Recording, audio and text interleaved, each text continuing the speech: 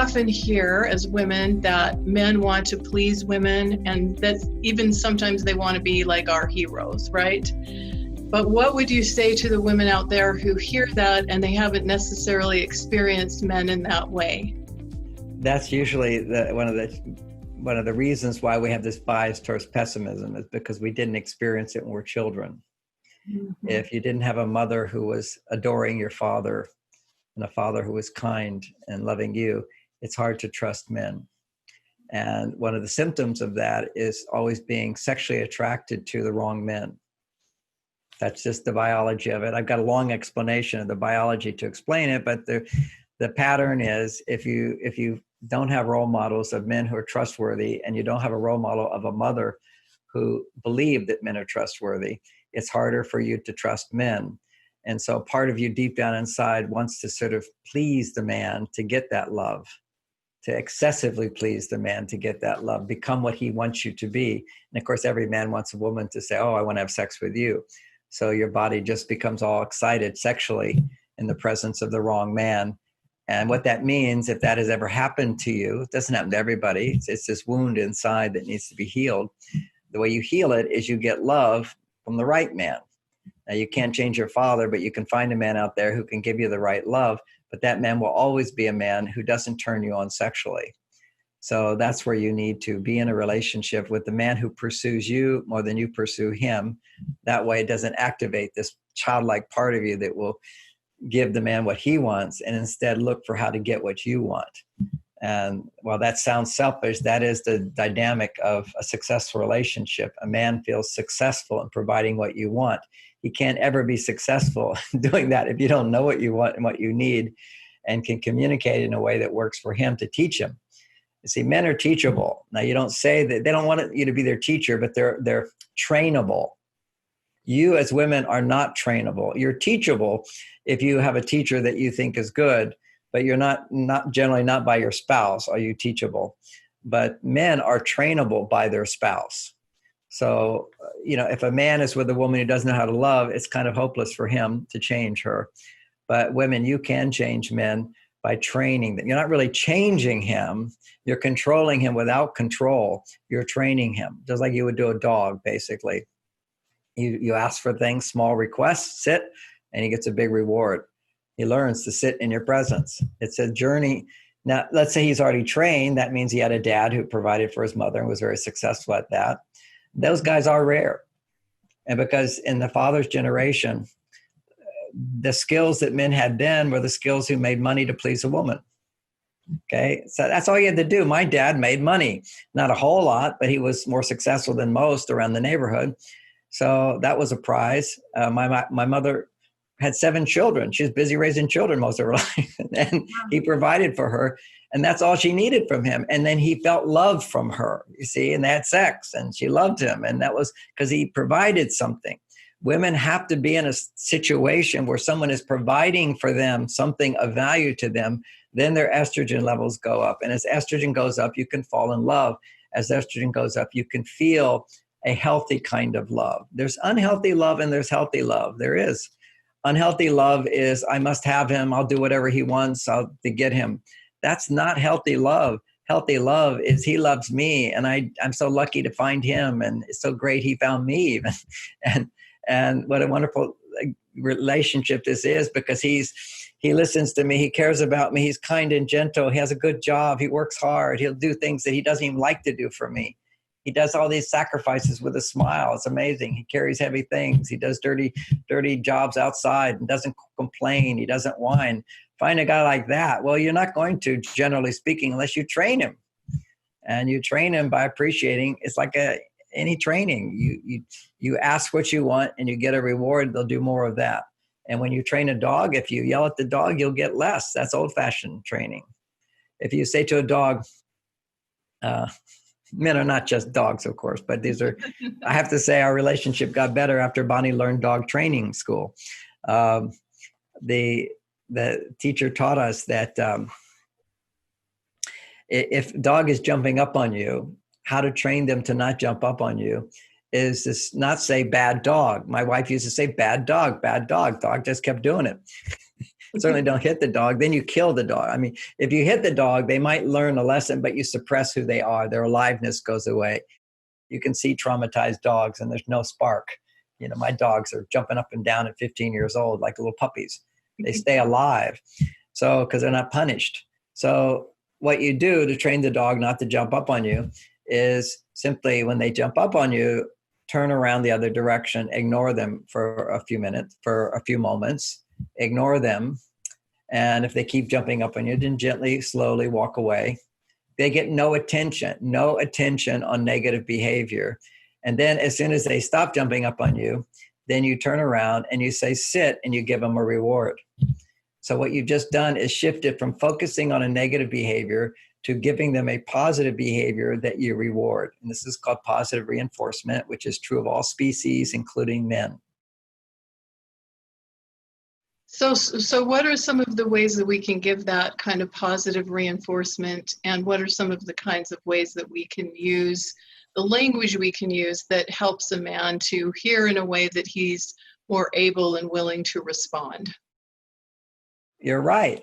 That makes sense. What a good idea. Brilliant. Oh, that's so helpful. I'll say it again. You're right. Oh, what a good idea. Oh, that makes sense. Oh, brilliant.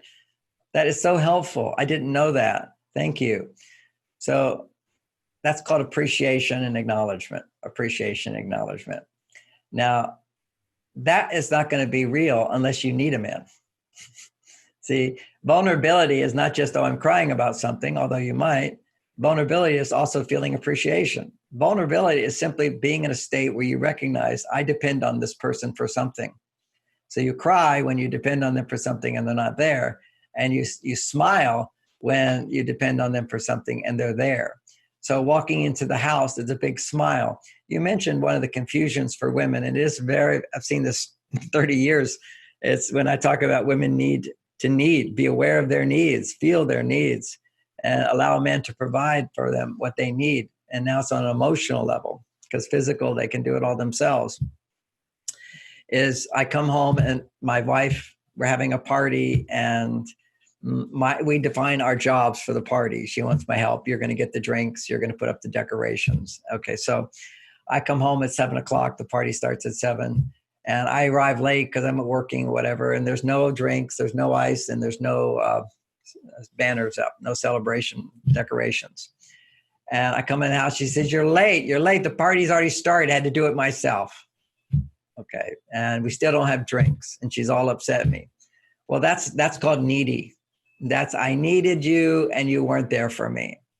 Now here's the flip side of that, which she became a master of, which is I come home late and she goes, oh, you're here. Oh, we still have time for the decorations and the drinks. Would you go to the store and get those drinks and ice now? I say, sure, I'll go get them now. First, she doesn't do it herself. Second, she still lets me do the job. And 3, I get the same reward, no punishment. That's how you train a man. First, she doesn't do it herself. Say that again. First, she doesn't do it herself. Second, you do it. I do. She asks me to do it. She's happy to see me and then asks me to do part of it or whatever can still be done. You know, go get the drinks and this. And then I come home and I say, I'll put up the decorations too. She says, okay. And then you get the appreciation and acknowledgement for doing it. As if I did it the first time without being late. You just have to get punishment. Does not work with men. Disapproval does not work with men. Criticism does not work with men. Withholding sex does not work with men. Withholding feelings does not work with men. Withholding your positive feelings. See, women punish men all the time. Oh, well, you should know that if you do that, you're going to get a cold B. And that's punishment. That's manipulation. That's control. Any control pushes a man away. Now let's turn that around. Do you as women want a man to control your feelings and tell you, you shouldn't feel that way? That doesn't make sense. You're irrational. You're complaining too much. You're too negative. Why can't you love me more? He's basically criticizing or trying to change your feelings. You don't want that. Well, men have the sensitivity, particularly around their behaviors, making our behaviors wrong. And you can always say, well, how do I get what I want if I can't make his behaviors wrong? How do I let him know? I mean, 2 monkeys, one monkey steps on the foot of the other. The other monkey doesn't have language skills. So the only thing the monkey can do is go, make a big loud noise. Right. And if the big loud noise doesn't do it, then you step on his foot back. That's called revenge, getting even, blah, blah, blah, big noises and stepping on foot. This is how we do as humans. I have to say that, women typically want to first teach him a lesson, and then they'll get into revenge. But men tend to go to revenge first. But women have this nurturing side. Well, I have to teach him, I have to show him. If he does that, then he won't get this. But this is monkey behavior. It doesn't work with humans, and particularly if you want to have a loving, passionate relationship. You have to have these new skills of not punishing, of not shaming, of not disapproving, of not manipulating, not trying to change his behaviors. But what you can do is your biggest force is keep coming back to love, appreciating, accepting, and trusting he's doing his best. Appreciating. You asked for concrete things. I gave you some words. Then I gave you an example of not punishing, but giving him a chance to succeed. Sometimes I'll say something wrong. And when in the beginning of the marriage, she said, "Oh no, you already said that. You can't change it." I said, why can't you let me change it? I see I made a mistake. I take that back. I said it wrong, or I don't really mean that. No, you said it. You mean it. You mean it. Okay, you want to suffer. You can continue to suffer and get less and less. You got to go with the flow. People make mistakes. Let them self-correct. Give them rewards for self-correcting. Yeah. And it's sometimes like, would you rather be right, or would you rather have love, or would you rather feel good in a relationship, right?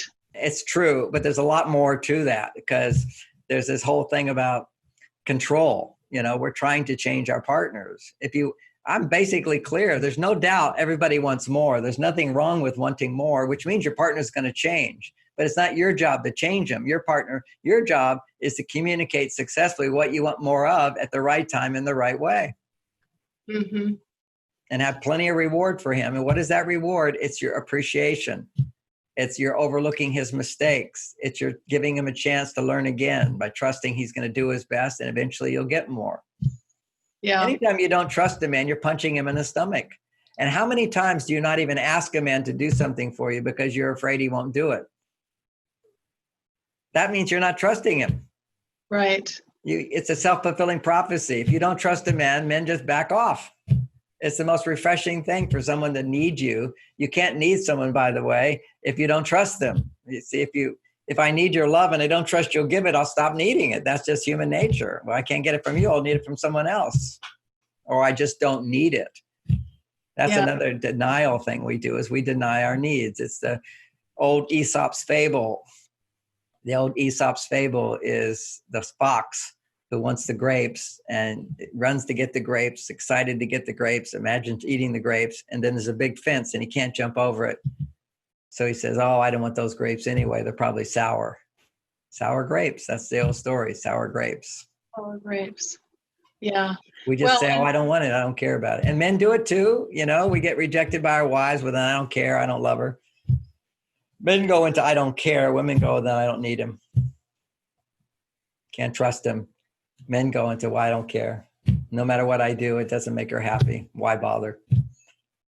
And this is not who we are. This is who we become when our heart is not open. And that's just, we don't get the love and support everyone we need. Men just need a different kind of love. Women need a different kind of love, more caring, more understanding, and more respect.